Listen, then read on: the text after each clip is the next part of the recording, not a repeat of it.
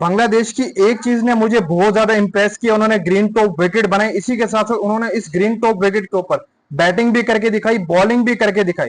लेकिन अब भाई साहब जो टारगेट है पाकिस्तान को मिला, वो मिला है 437 रन का। ये टारगेट कौन चेस करेगा? बात सारी आ गई, किंग कर लेगा। मतलब कि बाबर आजम के ऊपर अब सारा मलबा डाल दिया जाएगा, क्योंकि बाबर आजम भाई साहब सेंचुरी लगाएं और बाबर आजम मैच जितवाएं पाकिस्तान को। 2 दिन बाकी हैं, 2 दिन रिमेनिंग है। लेकिन पाकिस्तानी बैटर्स की जो परफॉर्मेंस आई हालिया कुछ अरसे के अंदर, मान सेवा बाबर आजम को आप छोड़ दें, बाबर आजम ने अभी जो इनिंग हुई थी, फर्स्ट इनिंग गुजरी है पाकिस्तान की, उसके अंदर बाबर आजम ने 50+ रन की इनिंग खेली भाई साहब। फिर बाबर आजम आउट हो गए थे, कैच आउट हो गए थे। लेकिन उसके बावजूद अगर आप हमारी बैटिंग ना दें, शान मसूद हो गया, सलमान अली आगा हो गया, ये तमाम के तमाम हमारे बैटर्स फ्लॉप नजर आए। बाकी इस वक्त आप कह सकते हैं कि कल से पाकिस्तान का बैटिंग का आगाज होगा। बांग्लादेश आप कह सकते हैं कि 437 रन हमारे लिए छोड़कर ये भाई साहब चेस कर लो और जीत जाओ। लेकिन मुझे आज के दिन में पाकिस्तानी फास्ट बॉलर्स बहुत ज्यादा जैसे थके हुए नहीं होते, वैसे नजर आए।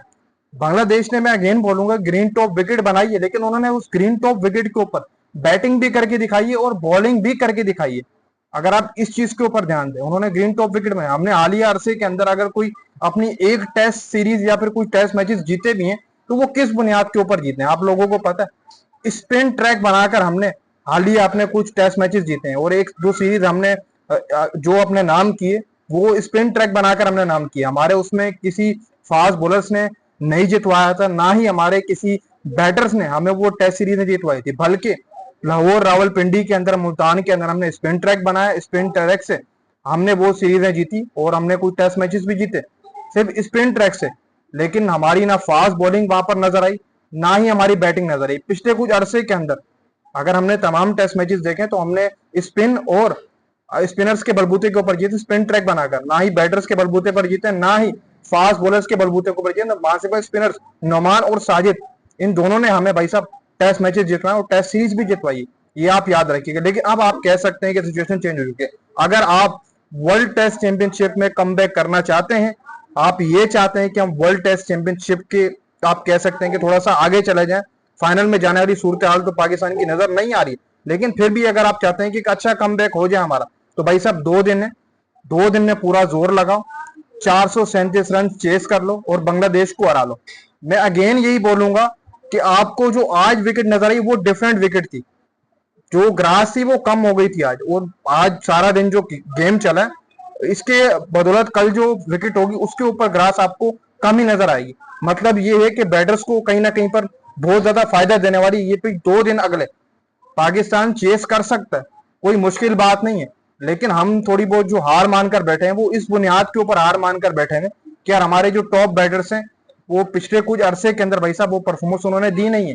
जैसे मैंने आपको बताया कि हमने अगर कुछ पिछली 1-2 टेस्ट सीरीज जीती है, कुछ टेस्ट मैचेस जीते हैं, वो इस बुनियाद के ऊपर जीते हैं, वो हमारे स्पिनर्स ने हमें जितवाए, ना कि बैटर्स ने, ना ही फास्ट बॉलर्स ने। तो अब देखो भाई साहब क्या होता है, 437 रन चेज हो पाएंगे नहीं। शान मसूद कैप्टन, रिस्पॉन्सिबिलिटी लेनी पड़ेगी। अजान अवेज, अब्दुल्ला फजल, मुझे लगता है कि भाई साहब इनको शायद सुबह का जो पहला सेशन है उसके अंदर थोड़ा बहुत इनको स्टॉपेड आउट करना चाहिए कि विकेट्स नहीं देनी, आगे नहीं दाना वगैरह आएंगे भाई साहब, 150+ से ऊपर जाएंगे।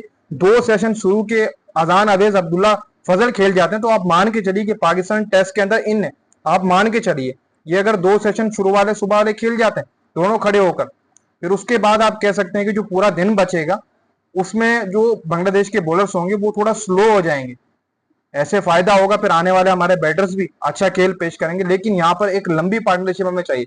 पहले 2 सेशन जो होंगे उनके अंदर अजान अवेज, अब्दुल्ला फजल अगर खड़े रहे तो आप मान के चलिए कि हमारे हाथ में पूरा टेस्ट में ये 437 रन 2 दिन में हो जाएंगे भाई साहब, कोई बड़ी बात नहीं है। 437 मुश्किल भी है क्योंकि हमारे बैटर्स की हालिया कुछ अरसे के अंदर जो परफॉर्मेंस है उसके ऊपर नजर मारे तो भाई साहब मुश्किल ही नजर आ रहा है। लेकिन अगर शान मसूद को अपनी कैप्टनसी बचानी है तो शान मसूद को भी इस टेस्ट मैच के अंदर एक बड़ी इनिंग खेलनी होगी, इनिंग बिल्ड करनी होगी। बाबर आजम है, बाबर आजम वैसी अच्छी फॉर्म में, अगर बाबर आजम को जो कल का दिन होगा चौथा दिन उसके अंदर विकेट के ऊपर ग्रास ऑलमोस्ट आप कह सकते हैं कि कम नजर आएगा, तो बाबर आजम तो इस विकेट के ऊपर और अच्छा खेलते हैं। शान मसूद से भी कह सकते हैं कि शान मसूद को अगर कैप्टनसी बचानी तो कल कुछ ना कुछ करना होगा। 2 दिन पड़े में, सऊद शकील हो गया, सलमान अली आगा, मोहम्मद रिजवान, खास तौर पर भाई साहब मोहम्मद रिजवान, अगर रिजवान ना कर पाए, शान ना कर पाए, तो ये मुश्किल है कि अगले कुछ आने वाले टेस्ट मैचेस के अंदर ये आपको नजर, लेकिन 2 दिन है, कुछ कह नहीं सकते। होपफुल के हम कहेंगे कि भाई पाकिस्तान चेस कर जाएगा। 437 रन सुन के थोड़ा बहुत शान मसूद दिमाग में आ जाता है, साउथ दिमाग में आया, सलमान रिजवान ही आ जाते हैं कि भाई साहब इन्होंने परफॉर्मेंस जो पिछली कुछ दी है उससे मुझे मुश्किल नजर आई। लेकिन बाय द वे फिर भी कुछ कह नहीं सकते। पाकिस्तान क्रिकेट टीम में आज कैसी होती है, कल कैसी होती है, ये किसी को भी नहीं पता होता।